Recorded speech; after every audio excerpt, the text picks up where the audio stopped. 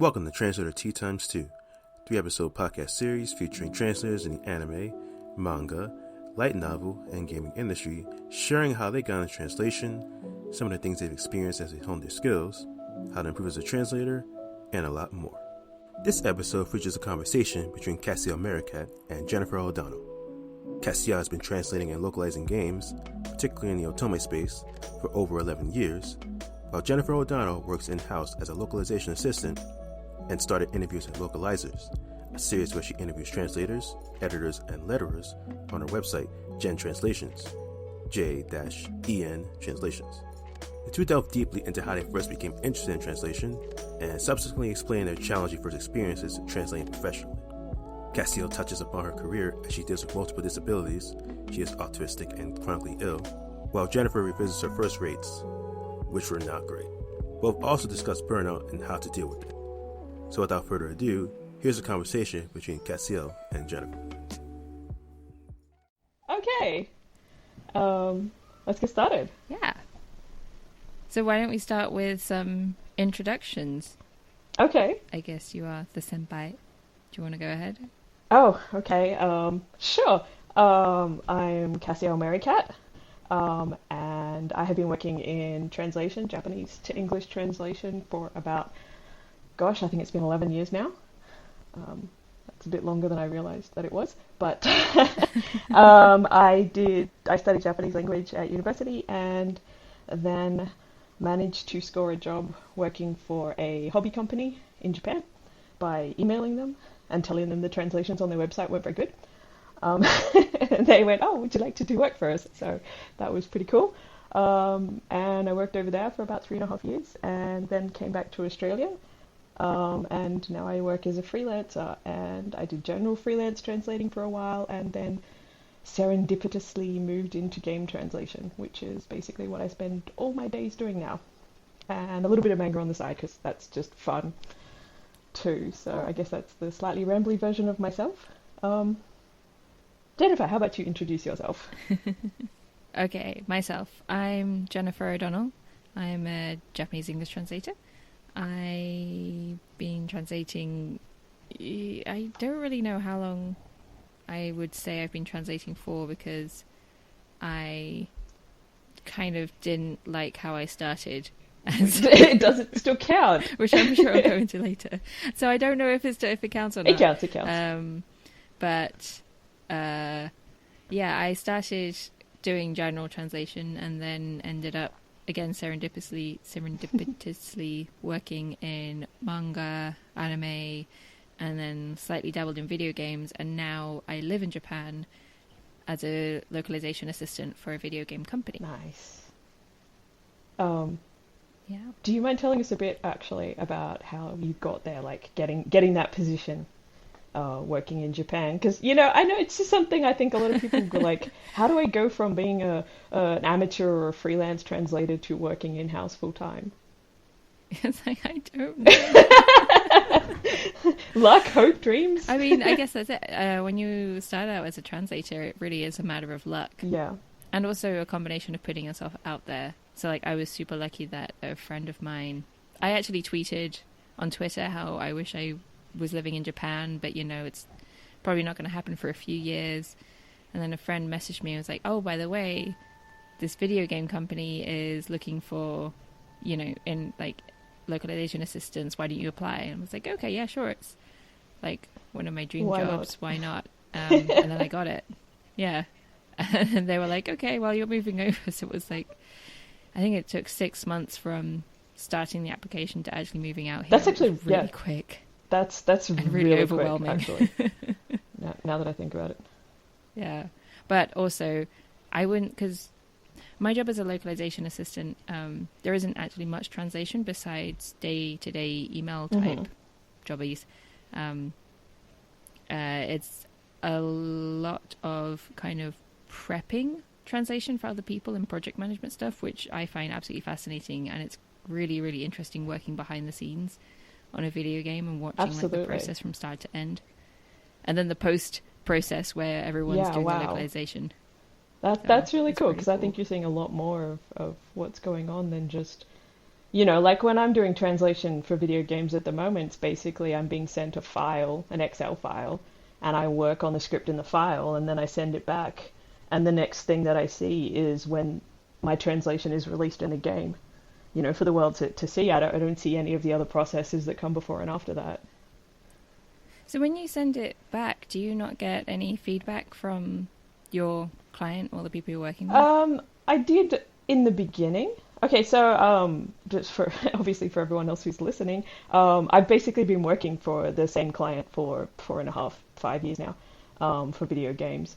And when I first started out and I was sending the files back, I would actually get, a decent amount of feedback in regards to, this, can you tweak this a little bit more like that? Or this was a really great word choice, but this was a bit awkward or whatever. But having worked for them for so long, they pretty much are really cool with like 99% of what I do now. I know the game really well. And I don't actually get that much feedback anymore, unless I've actually done something really bad, which just really doesn't happen, There was... So no news is good news. Yeah, basically. I mean, there was one time, as you know, Jennifer, I'm chronically ill. There was one time when my illness was quite bad and I was struggling with the work, and I'd submitted a fairly large translation, and they'd come back to me and sort of going, there's stuff here that's a bit repetitive, and this bit isn't great, and the editor was like, I've had to tweak this up a bit, and I was like, oh my god, I screwed up big time, sort of thing. But I told them what was going on with my health, and they were really great about what can we do to make that easier for you. But that's pretty much the only time I've ever had, any kind of negative feedback, and it was very minor. But even then, it sounded more like constructive criticism. Oh, it was constructive criticism. I'm a perfectionist, so when they said, oh, you used this word a few too many times, the first time I hear that is like, oh my god, it's the end of the world, I'm ruined. Once I get past that knee-jerk reaction of my perfectionism, I was like, actually, great, that's really, really helpful. Thank you. I know what I've messed up on and how I can, keep an eye on that in future. But that was the chronic illness really getting in my way as much as anything, and I think I handle that a bit better now. That's good. I think that's definitely one thing that is I dreaded to get and also not get as a freelance translator when I was freelancing, was that email that says, oh, basically giving feedback. Either they don't give feedback and you're like, crap, did I do a terrible job? Or they do give feedback, yep. And even if it's constructive, you're like, oh my god, I did a terrible job. Yeah. So you're kind of screwed either way. Yeah. And I think that... I actually remember... oh, no, sorry. I was just going to say, I think that definitely comes with being a beginner translator, is that you literally have no idea what is good and what they're after, and sort of if it's working or not, because most of the time they're not going to tell you. Even if you're not getting ask. That feedback. Yeah, it's really frustrating. Yeah, absolutely. But I think that also applies like anytime you're working with a new client as well. Even if you've been working as a translator for years. Like I more recently started working doing manga translation. I only started that about a year ago. And the first thing I had to do was submit the first 15 pages and let the editor go over it and give me feedback.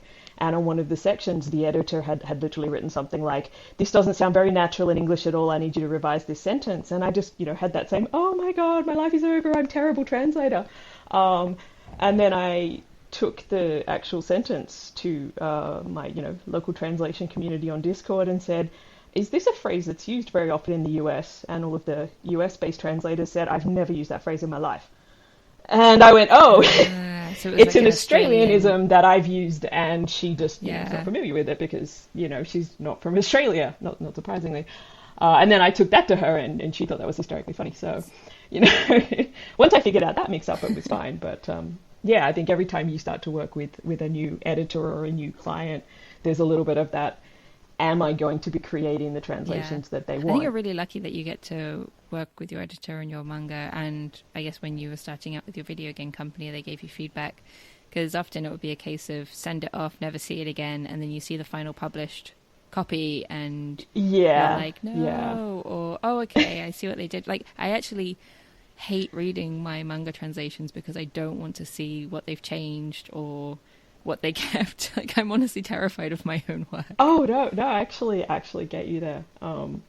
That's something that I have to be in a really good frame of mind to read my own translations in the finished product. Yeah, you need to have a good You know, mindset. like, yeah, like I recently got in the mail the most recent volumes, 2 volumes of the manga that I've been translating, and I literally had to put them aside for like 6 weeks Oh, before wow. I could actually read them because I couldn't find a time when I was in the right headspace, and I knew if I read them in the wrong headspace, I'd just be like, oh, this is Yeah. terrible because they changed one word, or I think we do get a little attached to our translations, and it can We feel do, like yeah.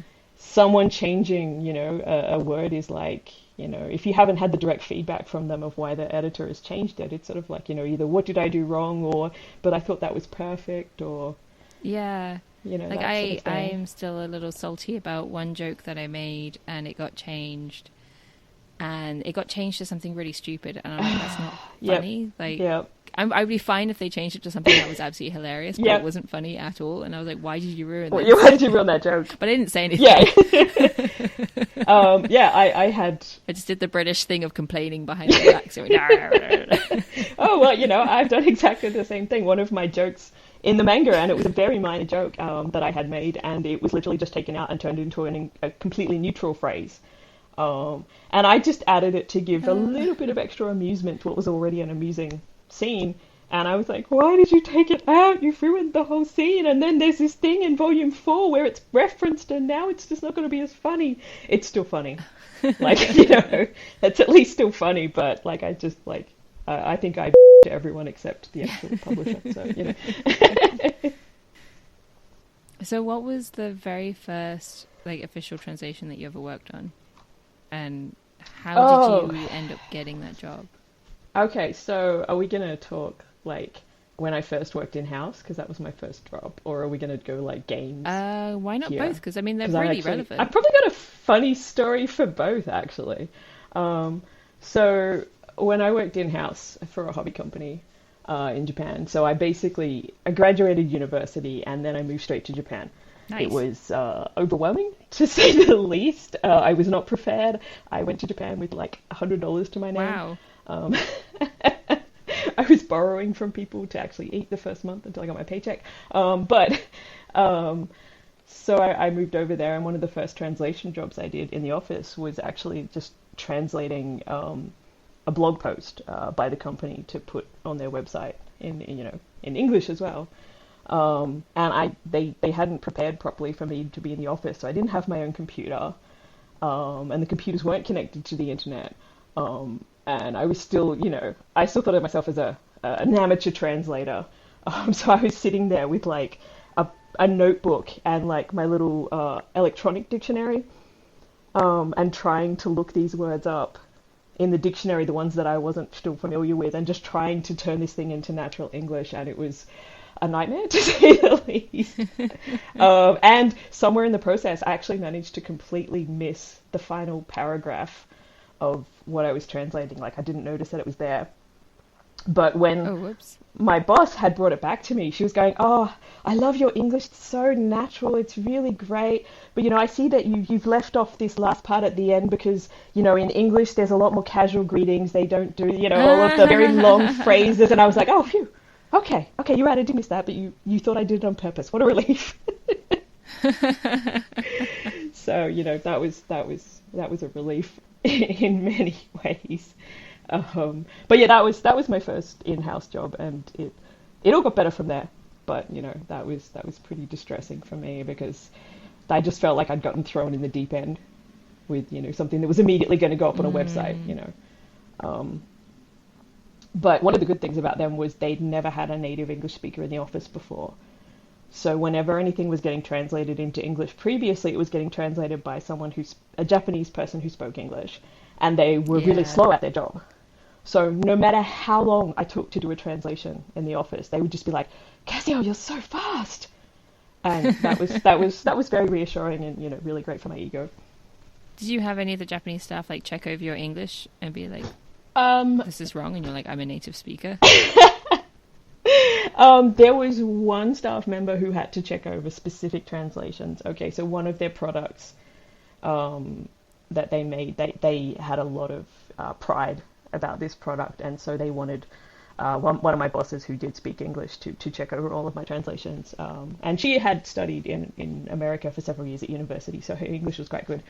But mostly she would go over my translations and just go, this is so eloquent, I love that word choice, it's fantastic. So wow. That was actually really, really great for my ego too.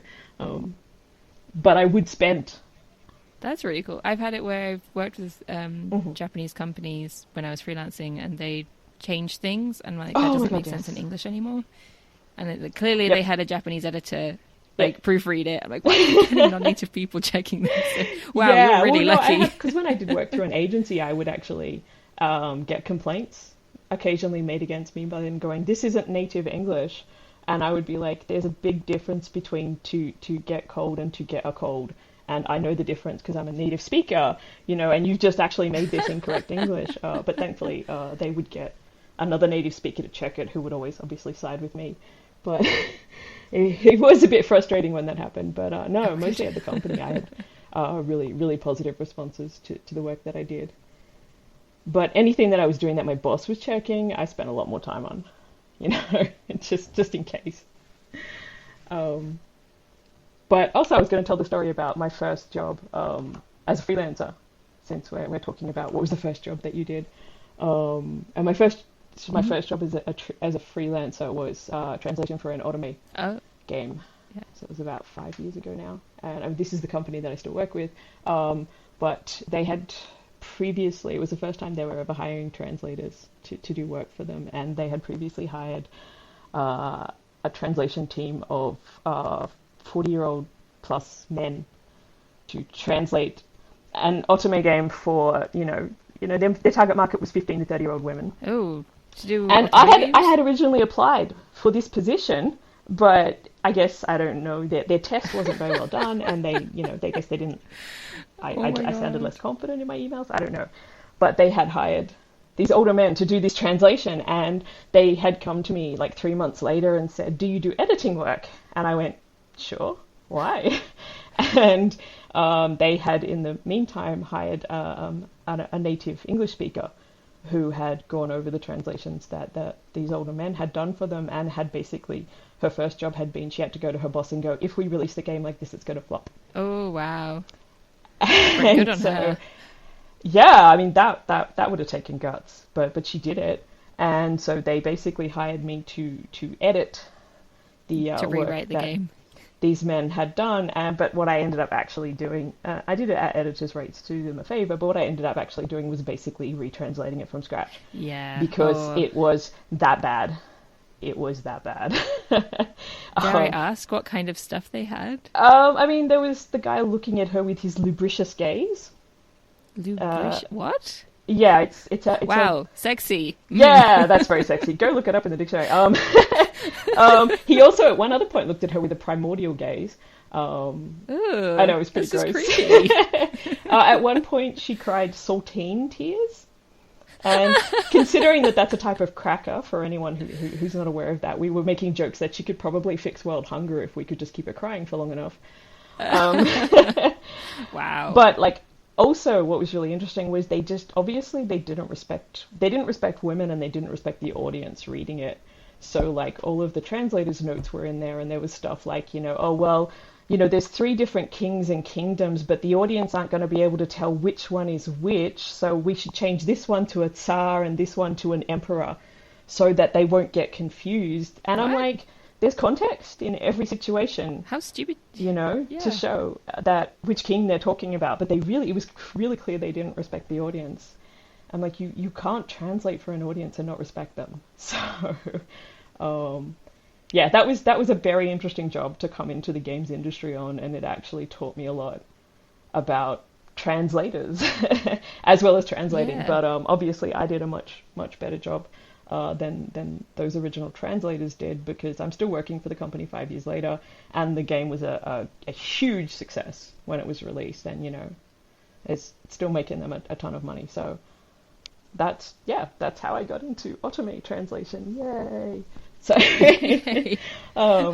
tell me about your first translation job. My first translation job. So I was determined when I graduated to move to Japan and to live in Japan, but to not be an assistant language teacher. Not that there's anything wrong with assistant language teaching. I just didn't want to be a teacher. Yeah, I understand. And I was stubborn. And so I got a job with an automotive company in Detroit who wanted someone to work in their Tokyo office. Okay, interesting. I got to their office in Detroit, and it turned out they didn't actually have an office in Tokyo. Oh. They wanted me to set one up. Oh, wow. Which turns out is a lot more difficult than they thought. Wow. And so I'm British, so I'm working from the UK, not really getting trained in the job, trying to open up an office in Japan for this company. In Detroit. And literally, after a year of doing business trips, it was just not working out. Like, they didn't know what they wanted. I didn't know what I was doing because they hadn't told me what they wanted. So, wow. Coincidentally, at that time, I got an email from someone at Yen Press saying, "Hey, we're looking for people. Would you be interested in because I think I had Japanese English speaker on my LinkedIn. Like, would you be interested in taking our translation test?" And I took it, and I failed it horribly because I'd never translated before. I know that feeling. Yeah, but it gave me the idea to actually kind of pursue translation as a career. Okay, and so I there you go. Yeah, I left that job and did a master's in translation studies at SOAS in London, which also didn't work out very well because it's the theory and practice of translation. So literally all it was academic theory and then just practice without any feedback. So we weren't actually taught how to translate. That's not actually helpful. No, it wasn't. So I was very frustrated when I left. It's helped other people. I know other people who took the course were they were happy with it, but I was moody. It didn't work out for you personally. Yeah. And so after I left, I think I did a couple of small translations. I translated some poetry for this guy, even though I really wasn't very confident that I did a very good job, but he was very happy with it. That's all you need. Yeah, but one of my first jobs was kind of volunteer translator for a website. I say volunteer with a question mark because they paid 100 yen per article. Mm-hmm. And then they started doing otome games and were like, "Do you want to do one of our otome games?" I was like, "Yeah, sure. I'll do anything because I'm desperate." And so I did some of their otome games at 0.5 yen a character. Oh, ouch. It was, so it was like $900 for like 200,000 words. Oh, it was really bad. I'm sorry, 200,000 characters. I'm crying just thinking about it. Oh my god. It was bad. And also the final product was bad because I was, obviously getting paid a lower rate, so I was trying to rush it out. And they clearly didn't have anyone proofread it afterwards. Oh, no. It was just a mess. And surprise, surprise, that otome game company, or at least the localization company, probably aren't doing as well as your company. I'm not surprised by that. Wow. Yeah, so that was my first experience, which is why I was like, I don't like saying that I started translating at that point because I was not translating well. Like, I was translating, but I wasn't happy with anything I was doing, and I didn't know why. And it wasn't until I moved to America to be with my spouse that I started getting more confident. And coincidentally, I also got a full-time job at a fish export company. Okay. Which that works. I was the only non-Japanese person in the office in America. So I think that helped a lot because I was able to do some translating on the side without worrying too much. Oh, yeah, because it's not being published in something official. Yeah. But no, I was also translating on the side of full-time work, which is also a terrible idea. It was very stressful. But it was thanks to kind of, at least I had that full-time job to give me some stability and some structure. Yeah. Yeah, because And then not everyone can live on a freelance wage, particularly when they're starting out. yeah. But then I actually, a cruel twist of fate, lost that job. Cruel twist of fate, lost that job, and had to sink or swim, be successful in freelance translation. And I think that was the point where I'm like, okay, that's when I actually started working as, in my mind, a proper translator. Okay, so that's like your official start date. Yeah, and that was actually when was that then or was it beforehand? Actually, it was before that job that I did the Lockjam Japan. Oh, and that's how we met. That's right. Yeah. So we did the Lockjam Japan. It was kind of a translation contest for a short video game, translating Ikinari Mao, which is like a short little tactical game with a play on Dragon Quest themes. It was really cute. It was adorable. I had a lot of fun working on it. So much fun with that. Yeah, I like spent a whole week going over my translations over and over and over again, and I was really thrilled to find out I'd won like an honorable mention, like one of the runner-up positions, and Cassiel had won first place, and she tells me years later, "Oh yeah, I just bashed that out in 6 hours." Like, bashed it out in a day. I'm like, damn you. I feel really guilty. So, like, I was always like, should I actually tell anyone that? Because, like, I read everyone afterwards saying they'd spent like a week figuring out the perfect jokes. And okay, so I have ADHD, so I don't do things in really sensible ways ever. And I was always just putting it off, and finally it was like, oh crap, it needs to be submitted tonight. When's the deadline? Oh, I think it's like 5 hours. I'd better just sit down and do something, you know. And I just bashed out a translation and just submitted it so that I had actually submitted something. And I nearly fell off my chair. But I mean, that's a credit to your creative skills and so. Just how natural you are. Like, that was when I was still like not even translating for a year after I'd graduated. Yeah, so... well, I mean that's the thing though, is the fact that you got the honorable mention when you hadn't been translating that long, I think was a big deal. And for me, at that point, I think I'd already been translating games like full time for, gosh, what year was it? Was it 2016, 2015? I'm having a total mental block. Yeah. But like I'd been at least translating games. No, yeah, you're right. That was like 3 years ago. Yeah, I'd been translating full time for at least a year, possibly 2. By the time that actually came around, and I, they give me basically a full-time schedule every single month, and so what it amounts to is that I'm doing translating and creative writing, 5-6 days a week, so that just means I'm always working, I'm always translating, and I've honed my skills over those years, and it comes quite a lot more naturally than it did in the beginning. Yeah. But that's good. So I mean, that's also how we met. I that's why you and was like, "Hey, congratulations!" Yes. And you were like, "Thank you." And then we like started bonded. I think we became friends. Yeah. Yeah, I think right after that you posted a really interesting blog post, and I don't even remember what it was, but I wouldn't necessarily have noticed it. Like, it wouldn't have come up on my feed if we hadn't already talked. But it came up, and I went, "That was really interesting. I've got to message her and tell her how great it was." Yeah. Oh, really? Thanks. I don't remember. I don't remember. I just remember reaching out to you, going, "That was cool," and then like we'd already talked, so we made friends from that.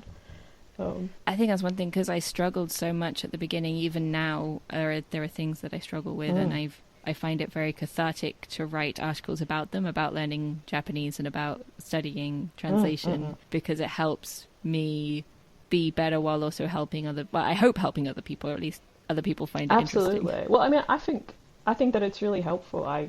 Reading some of the articles on your website, it's just like, oh, absolutely, I feel that way too. Oh gosh, it's so good to know someone else feels that way.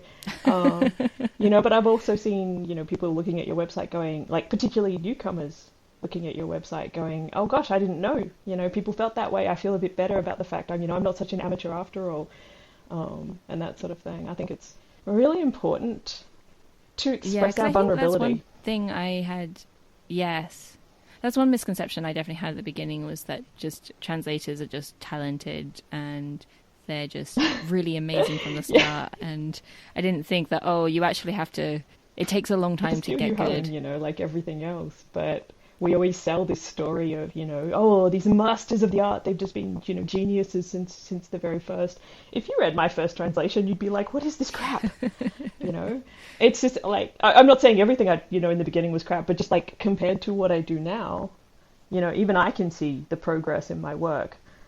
It's a skill that we all hone over time, and I think it's really important to make people aware of that sort of thing.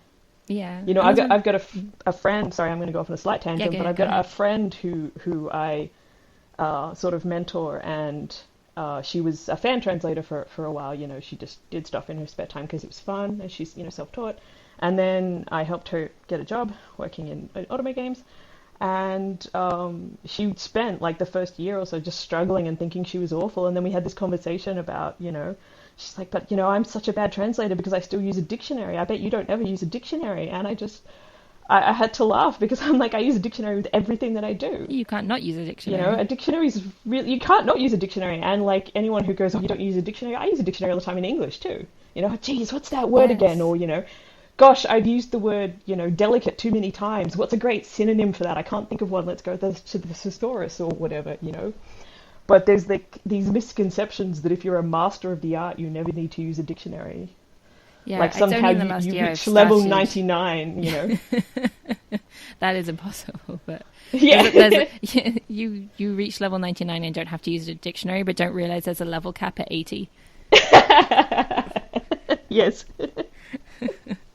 No, I've just started using the thesaurus.com in the last year, and it's so helpful, and it's such a great way to get like the creative juices going. Seriously. To replace stale words that you've used a bajillion times already. Oh, seriously. I don't know what I would do without a thesaurus, honestly. Particularly because, as I said, I've been translating basically the same otome game for 5 years now, and the writer is using the same words, a lot. And I think in Japanese it doesn't look as bad necessarily as it does in English to it's be perfectly acceptable repetitive to use the same with word 5 words. times in a paragraph. Yeah, but in English it looks really dodgy.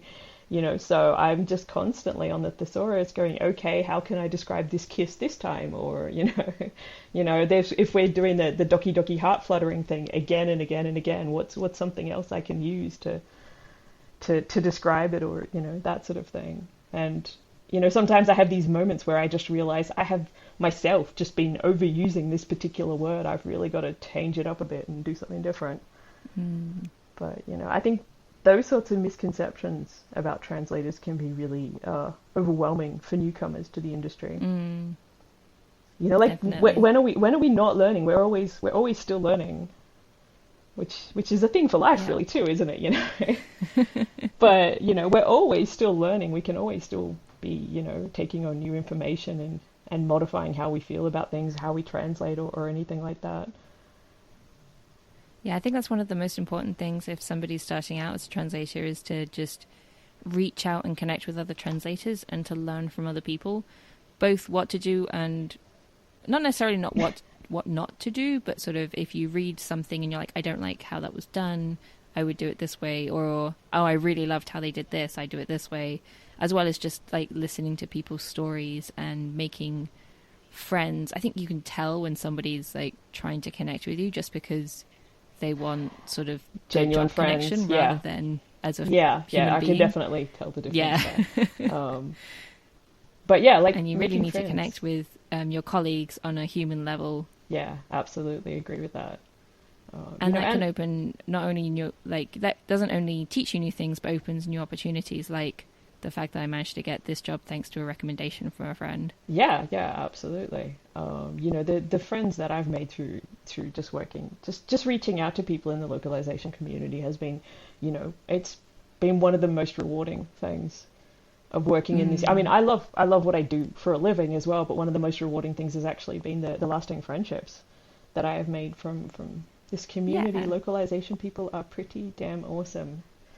They are. Oh my god, there's so many cool people. I know. I keep getting jealous of my friends, and I'm like, no, I need to not be jealous of you. Like, you're awesome. Like, congratulations. I know. Well, I mean, the important thing is not. It's okay to feel jealous sometimes. Like, gosh, I wish I was doing that. But so long as what comes out of your mouth is congratulations, that's what matters. Yes. I do understand that. Yeah, feeling. I met somebody who was like, when they got jealous of other people, they tend to talk them down or say horrible things about them behind their backs. I'm like, nah, I'm not. That's not cool. I'm not. Not cool with that. No. Yeah, no, that's not the sort of person to keep in your No, life. and that's the kind of person that people talk about people. So if you're a horrible person, it's going to get around. Yeah, absolutely. Yeah. Sorry, if you're a horrible person out there, we do talk about how horrible you are to each But other. if you're a nice person, we talk about that too. But if you're a nice person, oh my gosh, yeah. Like seriously. I mean, I really have just met so many great people, who including, for example, like if I've had a low month where like crap, I'm not getting enough work, I don't think I can pay the bills, and I reach out to people, they'll be like, let me see what I can come up with, and Yeah. find me some short-term work that keeps me going and pays the bills, and that can be literally life-saving. And if you Yes. don't have a community to go to say that, you could end up really struggling, I guess. I think that's definitely one thing Um, I've never had in any other hobby that I've had as a community. Like people talk about their fan communities on Tumblr, well, ex-Tumblr, and in other places. And yeah, I don't think I ever had that until I got into translation and actually started meeting people on a human level. okay. I have been a part of fan communities in the past. I have a compulsive helping nature. Yeah, me So too. when I get into when I get Both of into us yeah, do. but when I get yeah, I think we are both a little bit too helpful. Not, I mean, there's no such thing as too helpful, but I think we give too much of ourselves sometimes. But like I would get into fan communities and I would be really into whatever this thing was, and so like I would build a website for it, or I would help moderate the community or whatever, because I felt I just had this need to give things back. And so I do have a history of being a part of fan communities and sort of being in the thick of things. But I would say that the localization community is hands down one of the best communities I've ever been a part of. Yeah, It's because I just, think so. it's really, really up there. It's amazing. Yeah, so many people give back as well and are happy to share Yeah. their experiences and their stories and just helpful advice. I think that's Yeah, one thing as yeah. well, is if you ever get stuck with a translation, you can go to them and they'll be really helpful. That's one thing when I was freelancing, was really bad at, was asking for help with a translation. And I wish I'd done it more, Yeah. because people are like, everybody gets stuck and there's nothing to be ashamed about. Yeah, yeah, absolutely. Oh, particularly if you're like on a really tight deadline and you're just like, you reach a point where everything's going in one ear and going out the other, and you're just not processing it. And it's just like, can someone just give me a clue? And you'll post like, this is my situation and here's this phrase I'm struggling with. And some other person who's not stressed out of their mind will go, how about this? And it's just like, oh, thank you. I just want to kiss you. It's just like, yeah, people can be really helpful. I think that's definitely one because, thing that I found as a freelancer, and my spouse is doing freelance translation now, and I think he struggles with it, is scheduling and not burning yourself out. oh gosh, yeah. How do you not burn yourself out? How do you not burn yourself out? Well, that's a topic that I reckon if I could figure it out, I could make a fortune. Honestly, just selling that concept. I mean, my biggest problem often too is I do actually work out in advance a schedule on which I won't burn out. And then because I'm chronically ill, yay, I will have an unexpected flare up of my illness. And all I need is for that to happen and take out 3 or 4 days out of my planned schedule. And suddenly the whole thing just collapses. And it's like, oh, crap. Yeah. So, but I mean, that happens to everyone too. I think even if you're not chronically ill, all you've got to do is have one unexpected thing happen in your life and it can turn the whole schedule upside down. Yep. And it's really And frustrating. yeah, and like in an office, you've got your 9 to 5 or 8 to 4 or whatever you do, and you just have to run with it. But when you're a freelancer and you're working at deadlines more than anything, I think it just works very differently. You definitely got to I find can't. something that works for you, even if Yeah. something unexpected happens. And I personally found it helped to kind of have different types of projects kind of ongoing together, so you could jump between different styles of writing. Otherwise, if you're looking at the same thing over and over again, I found I got burned out a lot faster doing that Okay, than that's having that's something interesting. refreshing. No, that absolutely makes sense. That wouldn't work for me, Yeah. but that makes sense because we have obviously we all have different ways of working. Yeah. But I with my ADHD and autism, I'm also autistic. Hi. I am capable of hyperfocusing, And so I can hyper focus on the one task or the one whatever translation that I'm doing for, like 10, 12, 15, 18 hours. But if you snap me out of that and try and make me focus on something that's very different, like my focus just would come tumbling down, and it would actually make it harder for me. That is a good point. But yeah, well, I mean, that's the thing. Like, what you're doing is absolutely valid for you, and what I'm doing is absolutely valid for me. There are a lot of ways to approach and overcome these problems. And I certainly don't say that translating for 18 hours in a row is a great idea. I think it's an awful idea. Please don't do it. I was going to say, you say please don't do it, but we know a few people who probably translate 12 hours a day every single day. And I'm like, how do you not just burn seriously... out? You need to have an end of the day and step away and do something completely different, like play video games, read a book, don't go anywhere near your computer. Yeah, I think that's switch really off. important. Actually, like on my days when I've decided today is a day off, I don't even turn my PC on. I go sit on the sofa with my phone and just play games. Nice. I would also play them on the PlayStation, but we just moved and I don't have a TV at the moment, so no, we play PlayStation, but that's okay. I have my phone, it has games on it. So this was something I was thinking about that you had said at the start, and I went off on a tangent about it, which was about handling criticism. Oh. Whether from your peers or, your clients or your fans. And actually, I think the criticism that comes from your client versus your fans is very different too. I haven't had... Well, I partially don't know if I've had that experience because I try not to look at any criticism, not even my own. Like I said, I hate reading my own stuff because I'm a worst critic. So how do you... as somebody who's experienced it, how do you handle it? Okay, so, like I said earlier was when I would get like a little bit of, it was constructive criticism that I would get from my client. And then I would be like, oh my God, it's the end of the world. My number one rule for handling criticism is never respond to an email with a criticism in it on the same day. Because I always overreact. And I know this about myself, that I will feel like, the world's come crashing down, and then I'll wake up the next morning and I'll be like, oh, that's right, they said blah, that was actually really helpful, So I have to get through that first knee-jerk reaction, and so I make an absolute hard and fast rule with myself that I do not reply to those emails on the same day that I get them. Literally, unless the client has said, I need a reply right now, obviously I'll reply, but I've thankfully never had that. But yeah, my first rule is always just don't reply and let it sit. Like, I put it on the back burner and try not to think about it, try to either work or do something else. Do you ever find that still throws you in a funk though? Yes, absolutely. It really does. I mean, to me, a translation is, particularly translating for things like games and manga and stuff like that, it's very creative. It's creative writing is what we're essentially doing. And so you put a part of yourself into that creativity, and when you get criticism, even if it's constructive, it still feels like someone's criticizing you personally. Yeah. If you know what I mean. And so yeah, I do absolutely take it to heart, and I can really fall into a funk from it.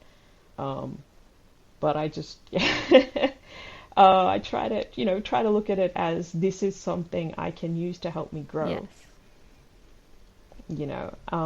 So that's specifically criticism from clients though, because ultimately to me, like, although I say I'm putting my creativity and everything into it, my ultimate goal is to give the client what they want, because they're the ones paying me. So if they say your usage of this word is dreadful, use this word instead, and I completely disagree with them, I'm still going to use the word that they asked me to use. I honestly at one point had I really like to use the word quiver, and my editor really preferred the word shiver, and she was like, you're using quiver too much, can you use shiver or tremble or something? And I just went, sure, no problem. I happened to like the word quiver at that point in my life, but I just went with what she said, because at the end of the day, it's such a minute difference that it doesn't actually matter. That's a good point. And if that's what the client wants, they're the ones paying me. And I will give them what they want. About the fans or the... I have to work really hard and not read very much of that stuff. because a lot of the time the fans don't see you as people. Yeah. I mean, even when they know that you're a person, a translator is sort of like an anonymous something something, and if they don't disagree with you, if they don't agree with you about some translation you've done, they can be very, very cruel. And particularly, the internet has really, really encouraged, this whole anonymity thing, and you can say what you want. It doesn't actually affect people in the real world, even though it quite clearly does. But, for a while there, I was actually in a fan community for the game that I work on. And, I really enjoyed seeing some of the really positive stuff. Like one of my favorite characters that I put a lot of my heart and soul into, and this woman's posting about how much she loves him and how him coming into her life has, improved her life and made her happy all the time. And, Wow, and I that's just, pretty nice. that meant a lot to me because, knowing that she was reading the words that I translated and that it was bringing happiness into like every single day for her, that gave me a really good feeling. But I eventually had to leave the community because even little critical comments would trigger me if I was having a bad day. I could, I remember someone going, take a drink every time she schools her features into a smile. And I was like, oh crap, have I been overusing that phrase? Okay, I'm never going to use it again, And that comment would have been fine at any other time, but I read it on a day when I was having a bad sort of, depressive mood anyway, and it literally sent me into a funk for a week. Yeah. And that's not worth it, because it's such a minor criticism and it doesn't matter, but I was just like, I don't need to worry about that. I just need to let it go. And I've been lucky. I haven't seen really awful criticism of my work. I know some friends who've seen literally communities melt down over, their translations. And like, I can't imagine seeing that happen and having to just like let it go and, get off the internet and don't look at that stuff. I would hate to be a part of that. But I think it's important to be aware of how much fan criticism may affect you, and that if you can't handle it, don't look at it. If you can handle it, look at it, but if you can't, don't. It's not worth it. That's how I think that's feel one about thing it. that people don't think about when it comes to translation is obviously, even though we have a really great community, and if you make yourself a part of it, it can be really encouraging, but you're still working on your own in Yes. your office all day. Yes. And I think that's one of the big differences I noticed going in-house, which I really needed the structure and interacting with other human beings. Yep, that and makes sense. not having that. I mean, obviously I had my spouse, but it's not quite the It's same. not the same. Yeah. No, it's not the same. And I think that's one thing people shouldn't be afraid of, is if you are struggling to get professional help or to put yourself in a situation where you have human interaction that's completely unrelated to work. Yes. And just definitely. sort of work through things, because it can be, I mean, it'd be like, I think the stereotypical image might be that you're sitting at home playing video games all day and just translating, and it's amazing, and it's like, it's not that simple. It can be very mentally draining on you. Yeah. And it's important to have self-care and to know when to talk to professionals if you need it. Absolutely. Like, I mean, I started seeing a therapist in the last year, not specifically because of work. I will hasten to add that wasn't because of work, but but having a therapist that I can go and talk to just about stuff, who has no idea about the translation industry, and it doesn't know anything about manga or games or anything like that. Just having a completely separate party that I can go and let all my woes out to is just really helpful in general. And I highly recommend therapists to everyone. We've all got issues, and if you can get a therapist, whatever, if you're able to do it, they are a great resource. You can get online therapists as well. You can get online therapists now too. There are ones that do appointments through Skype and stuff like that. There's a lot of options. I think there are ones that even do like SMS chat or just regular text chat if you're more of a text chatter, Like, there are a lot of options. I think therapists are amazing. really, really helpful. Therapists are amazing. As long as you get a good therapist. Can I just say that? If you do not click with your therapist, go find a different therapist. I've heard a lot of therapist horror stories too. Sorry. I've been really lucky, but if you don't click with your therapist, find a new one. Very important. Sorry, that's my advice for the day. So that reminds me of, speaking of people who like can make your translations better. Obviously therapy can be great because it's good for self-care and for mental health, but also like other people in the industry or just people around you, like who, whether specific or just general job-wise, have you found to be a positive impact on your translation and on how you work? Woo, that's a loaded question. Oh, sorry. No. That was just like, wow, I've got to think hard about that one. So the thing is, I'm a real loner. I struggle with community. And I love communities, but I struggle with being a part of communities. I'm very quiet. I tend to be more of a lurker. Yeah, me too. But you know, they're and I don't put my translations out there very much.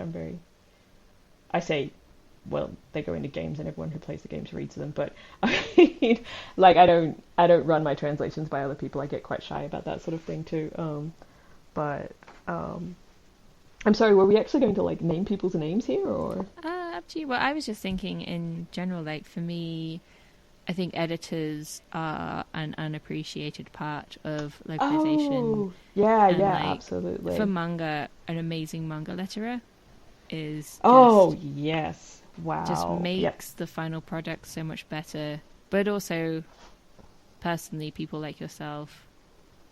I don't really want to out people. So there are other people in the community who've just been but I know amazing. You mean that. No, yeah. That's why I was like, I don't necessarily like if I name someone's name, then there'll be someone else going, why not me? There are, you know, in general, I've found there are just some people who are really happy to mentor other people, you know, and give their time freely without expecting anything back. And that's something I think is absolutely amazing. And is a huge benefit to the community, you know. I know that's something that I think you've been doing for people too. You've done a little bit when you can. I'm not saying you're out there mentoring all the time, but you know, I don't have time to do that either. But you know, if I particularly find for me, if I find that someone's coming into the industry and I just feel like I click with them, like they're someone I get along with anyway, and then they ask me for advice, you know, I'm more than willing and ready to take them under my wing and you know, and mentor them. And I think that's really important. Someone came to me recently and I started mentoring them maybe a year ago or something, and I only did it now and again. Like they were like, oh, can you give me feedback on this 5-page manga translation or something? And I would be like, yeah, great, okay. You know, this part is really good. What you're doing here is this, and you know, you've got 2 sentences here. Which one do you like and why? Okay, great. Think about that when you're doing, you know, sort of giving them directed feedback, and which they said was very helpful. And they've just recently got an in-house job as a translator, you know. So, and they specifically said to me, you know, hey, that was you were really helpful and instrumental in me getting to this point. And that was a really good feeling for me. I don't feel like I did very much, but obviously I did enough that it was really helpful for them. And I think that sort of thing in our community, there's a lot of people who do that, you know, and even if all of those people only do it for, you know, 1 or 2 or 3 people, overall, I think we're all helping each other out. I think that's also good because then it brings up the quality of just the overall localization industry. Yeah, exactly. And then you'll see someone like, you know, I see someone that I've mentored turning around and mentoring other people, and that's such a good feeling, you know, like, look at how far you've come. You don't even see how far you've come, but you're so good that, you know, a year or 2 years ago you were asking me these questions and now you're answering them for other people. That's you watch these people grow, and it's beautiful, honestly. And then at the same time, like, I'm like, I still feel like a beginner, even though I'm not. I still feel like a beginner sometimes, if that helps. Yeah. I think that does help. I think we have a really high incidence of imposter syndrome in localization peoples. I don't know. Yeah, no, it's like I do something similar to this podcast, but in written form, when I try to interview other translators and localizers, not just translators but editors and stuff like yourself, Cassiel. And there's a really good series. Everybody should read it. But one thing that everybody says, like especially translators, is imposter syndrome is one thing everybody struggles with. And it's like, I want to write about that, but I have no idea how to deal with it myself. So there's no way I can like write about solutions. Like, how do you how do you deal with that? How do you even with imposter syndrome? How do you start? Yeah, I know. That's the thing. Yeah, I think reading through your interviews, that was the one thing that, sorry, the interviews that you've done for that series, that was one of the things that stood out to me, was like everyone just going, oh, I've got imposter syndrome. I'm like, oh my gosh, it just spreads through the industry like a plague or something, you know. But I think imposter syndrome does come from a lack of feedback and communication between people, not just with your client, but also with each other. yeah, And the fact that you have no idea if you're doing a good job or not. So you're like, maybe I'm really crap. And then people are like, oh no, you're actually good. And you're like, oh no, you're just saying that because I said I'm good. yeah, exactly. It's just like reinforcing it. Yeah. Yeah. I absolutely think I think that, if we yeah. have more of a something going where we're like giving feedback to you, but it's also really scary to put yourself out there. Yeah. To get feedback. Absolutely. Yeah, I honestly, I do not know how to fix this sort of thing, you know. I mean, I know that like imposter syndrome is rife in the game development scene as well. So, you know, I think it's just the type of people that are drawn to these kind of professions. Maybe we're all just, you know, yes, highly strung people who are afraid of failing. I don't know. And it's definitely a human issue. Yeah, and I feel like it's because I work in a Japanese office and I see people around me who are clearly struggling, and you know, mental health in Japan is non-existent. Yay! I could talk about that for hours. You mention anything to the company doctor, and they'll just give you antidepressants, not actually talk you through anything. That's not so helpful. it's like, so no, and I'm like, no, I wish there was more support for even these people who are around me, who are all amazing people. No, I feel you on that. Anyway, no. That's honestly, I could talk about mental health in Japan for hours. So don't take me down that path. That is a very dangerous path. Okay. So how about, is there anything that you're particularly proud of or happy with, whether it's your own translation or just like work in general? Oh gosh, I am a very critical person of my own work, so it's hard for me. But no, actually, I am really, really proud of the manga that I am working on. I'm sorry, I'm not going to name it because you don't want anyone to read it. Well, I want everyone to read it, but I'm using a pen name because I'm literally the only Cassiel Merricat on the internet, and I just, you know, I would like privacy for myself and my wife. So, but I am really proud of the work that I have done on that manga because it's the first manga I've ever officially translated. Actually, it's the first manga I've ever translated. I never even practiced on manga. I used to practice on song lyrics, honestly, before I became a translator. So I'd never really worked in the manga format at all, and I'm just, it's so much fun, and I'm lucky that I'm working on a particular title that I really, really love. And I'd never even heard of it, so I had to go out and buy it when I was first offered it, you know. But I went, hey, this looks really interesting, and I absolutely love it. And it's had such positive reviews and feedback after it was released. And more than once I saw people, you know, complimenting the translation. And I even, I made friends with someone on Twitter not long after it came out, and we were actually just talking because it was someone who was interested in getting into the translation field.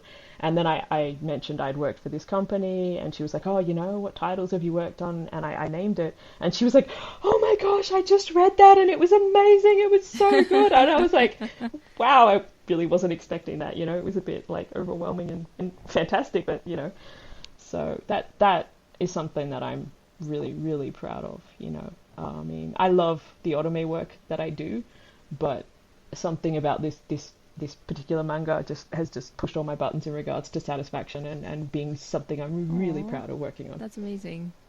So that's me. What about you? What have you got? What are you proud of? Do you have something? To be honest, nothing. There's gotta be something.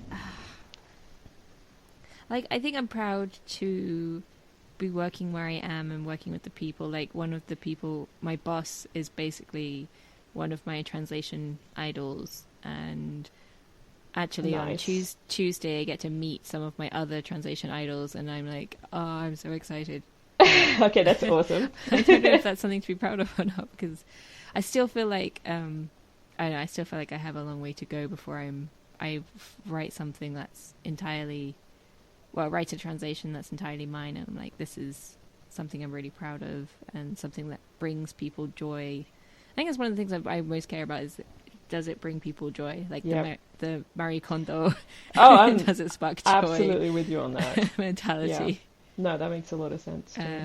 Like there's a video game coming out next year that is just, I think it's going to be hilarious, but I only helped out with the back end stuff, not any of the translation itself, and I'm like, I want to get to that level. Yeah. I want to get.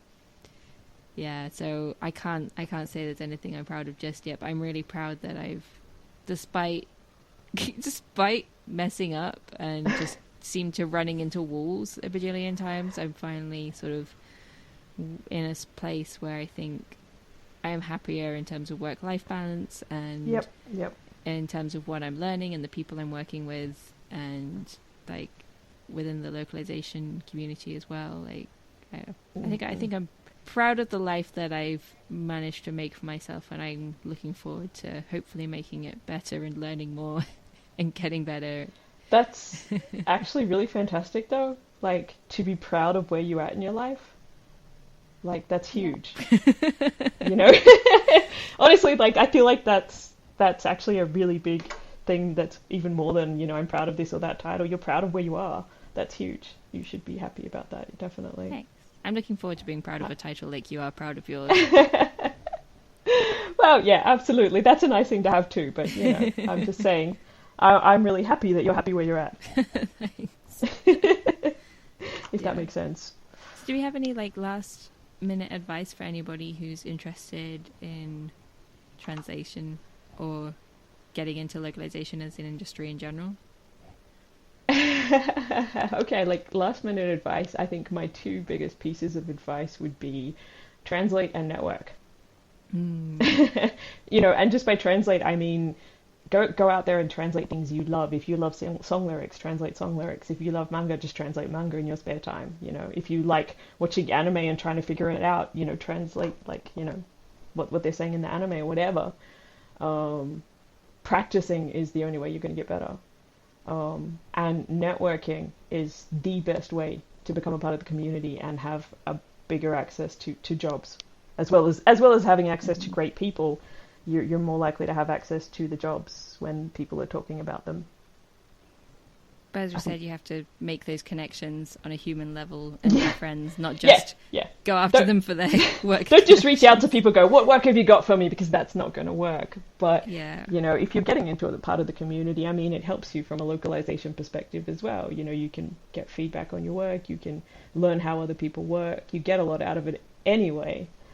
And then, you know, there's the added bonus that it's one of the best places to find people putting jobs out there. Yeah. I'd 100% also agree with the networking and making friends and learning from other people. It's so important. But I'd also say translate something you're happy with. Like I think when I started, I translated in a way that I thought people wanted me to translate in, not something something I would myself sit down and enjoy reading. So I think that's really important. And a part of that is also creative writing. Oh, creative writing is huge. Yeah. I mean, if you wanted to do... I was just going to say, like, if you're going to do legal translation, you don't need creative writing. But if you want to work in manga, anime, games, any of that, creative writing is so important. Yep. And you might enter the industry thinking, oh no, liberal translations are bad. I'm only going to translate what it says in the Japanese. But even still, like, you need to make sure it sounds like good English. And you will quickly learn how that's not necessarily always the case. That's not always the best thing for the original text. But I think it's definitely something you have to learn by yourself. I think every single translator goes through that phase. Yeah. of trying to be as literal, you know, as true to the original language as possible. And it's okay to go through that phase, and you know, when you come out the other side, you will come out a better translator. Yeah. Because you really got to just keep going at it. You can't be good right from the start. Exactly. You'll always be getting better. Yeah. And I mean, I can compare a translation from 5 years ago to a translation from 3 years ago to a translation from this year of my own work, and you can see that it's still changing and improving. You can always improve, and you will start off bad, and you will get better, and you'll get better, and you'll get better. So don't be down on yourself. Sucking at something is the start of being kind of good at it. Exactly. That's really important, I actually think, And to not be down on yourself if you're like, oh, I suck right from the start, Because everybody does. Absolutely everybody does. I actually recently read some of the song lyrics that I translated like 12, 15 years ago as a part of my like Japanese class homework. And like reading them is just an essay in how on earth did I think that meant that? How did I get that so wrong? So it was like, wow, and I put those up on the internet and people read them. What was I thinking, But that's the thing. Everyone's got to go through those phases of getting a lot of stuff wrong. Maybe I should go back and read some of my older stuff. You should. It's actually one day I'll do it. It's really heartening because you will see how far you've come. I promise. I'll do that. You don't have to do it right away. Maybe I'll write about how the harrowing experience of reading my old stuff. Do it. I'm looking forward for a blog post on this topic now. Oh no. I'm not expecting it today. Not today, maybe tomorrow. No. Maybe in 6 months or a year. That's okay. Well, if anybody wants to read that, or even an interview with Cassiel, more about her life as a translator, you can go to j-en translations, gentranslations.com, and I have all my blogs and my articles up there. And they're all really good. I'm just going to say that, trust me. I get a lot out of your site. I know a lot of people get a lot out of your site, so I just want you to know that. You. I don't have a website. Don't come visit my website. Don't look for me. I'm mostly a private person, so this is just for fun. Mine is mostly is cathartic and self-meditative, but yeah. Anyway, we should probably wrap this up. Probably. I think it's been a while. Yeah. I'm so glad we finally got to do this. Thank you so much. Me too. Thank you. Thank you for listening to the Translator T2 podcast. To learn how this project got started, please feel free to check out theorashi.com for more information. The theme song is Somnolent Nova by City Girl, which you can listen to in full on various services such as YouTube, Spotify, Bandcamp, and Apple Music.